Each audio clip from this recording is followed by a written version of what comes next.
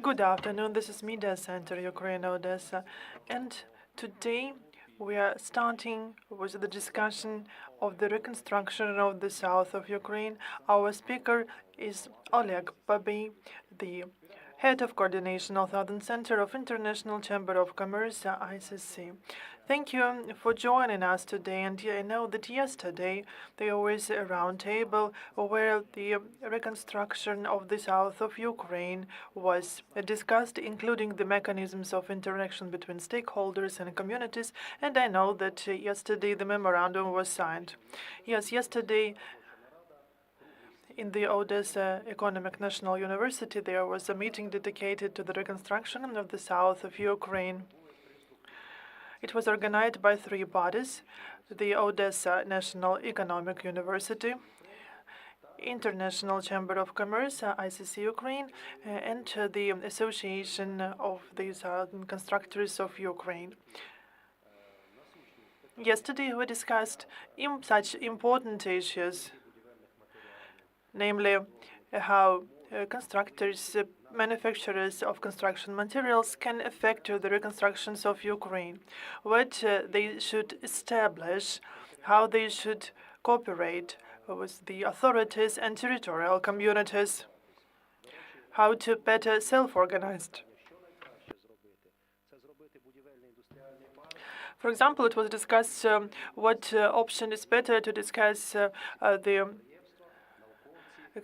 construction cluster or construction industrial park, just to unite the efforts, all the stakeholders for efficient reconstructions of the south of Ukraine. As a result, the memorandum was signed on the continued cooperation between the ICC Ukraine and the Association of the Constructors from the south of Ukraine, covering enterprises from Mykolaiv and Kherson regions. So we are discussing here the reconstruction of this whole of the south of Ukraine, including Kherson and Mykolaiv regions. And that memorandum was also signed with the Odesa Economic National University and the Association and the Chamber of Commerce to establish a working group to ensure reconstruction of the south of Ukraine. Do you mean reconstruction after the war or during the war? Of course, most activities can be performed after the war is over, because we understand that we need investments for the reconstruction, and we will be able to get investments after shelling is stopped.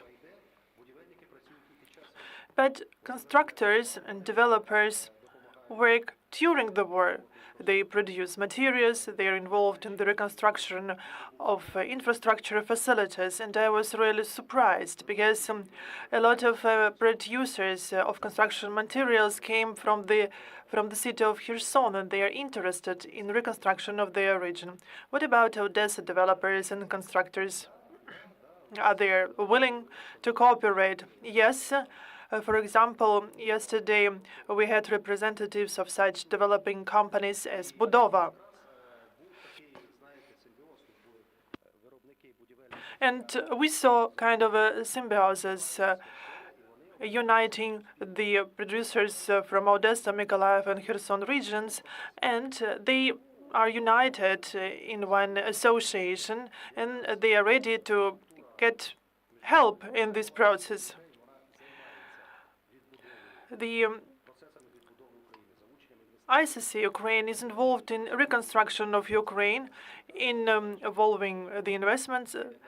Ivan Sanitar, the vice president of the Chamber of Commerce and Reconstruction, was present. He signed the memorandum, and we agreed the mechanism. As for the Odessa region, what infrastructure facilities are in question now when it comes to reconstruction? So the road of life to Bessarabia, it should be reconstructed. But actually, yesterday we did not discuss only the facilities that should be reconstructed, but how we should better organize our work for the future. And the working group was established as a result of the meeting, uniting efforts of stakeholders to form the cluster of the developers and constructors of the south of Ukraine, encompassing not only the manufacturers of construction materials and developers, but also representatives of scientific circles like our university. The rector of the Architectural and Construction University, Mr. Kovrov, was invited to our yesterday's meeting. And what role is envisaged for local authorities?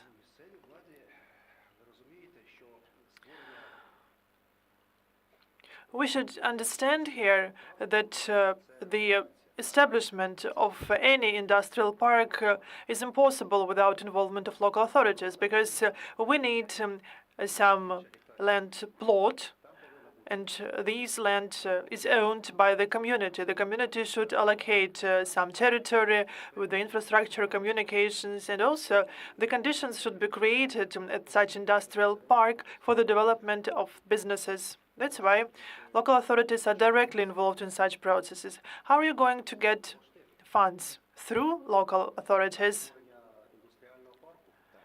But if this question is about funds for the development of such industrial park, then that will be through the local authorities. And those investors who are interested in cooperating with Ukraine are mostly interested in territorial communities as the beneficiary of their investment. How are you going to monitor the proper use of these funds? Because we know about corruption cases related allegedly with the local authorities and municipal council. These investments will be provided through businesses and business infrastructures, and I think that the process will be much more transparent compared to budget assignments. Before the full-scale invasion, there was a problem when foreign businesses did not want to invest in Odesa precisely because they knew that they should somehow agree with local authorities and pay some amounts of money to be allowed to invest to the city. Yes, we've been discussing quite a long time the waste processing facility in Odesa, because it is a more complicated task than just to use the landfill. Perhaps this is what you mean by your question. There used to be such a problem. No, it's not only about the factory, but there are some other cases when foreign businesses did not want to construct anything here or invest here. So first of all, we mean here, and we are focused on local businesses. And I'm really very pleased to see that the Association of the Constructors and Developers of the South of Ukraine are also employers. They have created their own businesses, and they are interested in creating some platform to produce innovative products that can not only help to recover and reconstruct Ukraine, but to export it. Do we have any questions from the floor? Evgeny Kogan, Intent Press. Quite often, when we're discussing reconstruction of Ukraine, we do not mean recovery, but also the construction of new facilities and infrastructure. Has someone assessed the situation in the south of Ukraine, especially Mykolaiv and Kherson regions, in terms of how many investments are needed for the process? And do you have any general vision about what projects will be implemented by local authorities? Recently, I've seen the information that our Prime Minister, Mr. Shmyhal, said that Ukraine needs $15 billion for the first stage of reconstruction of Ukraine. As for the south of Ukraine, it is difficult to calculate now, because we can see destructions in the Odesa region, but even more in the Mykolaiv and Kherson regions. We cannot establish some precise amount of funds needed because of these destructions. We need to monitor the situation every day. And I have one more question. We can see the active recovery and reconstruction of the suburbs of Kiev, Bucha, Gostomel, and what can you tell us about that example? What lessons can be learned, and who is the main funds provider for that reconstruction? Who are the stakeholders of the process?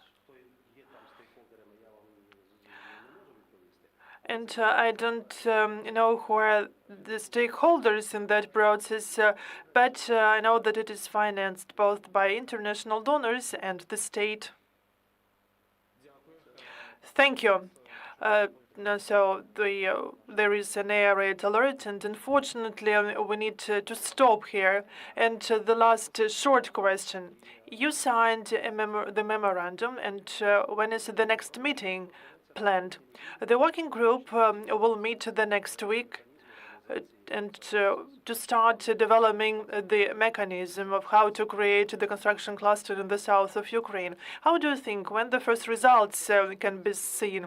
If the process will be continuous, then in a month and a half, we will be able to see first results. Thank you very much for being with us today. I'd like to remind you that there is an air raid alert and we need to stop here. Unfortunately, thank you very much for being with us today. We'll continue at noon.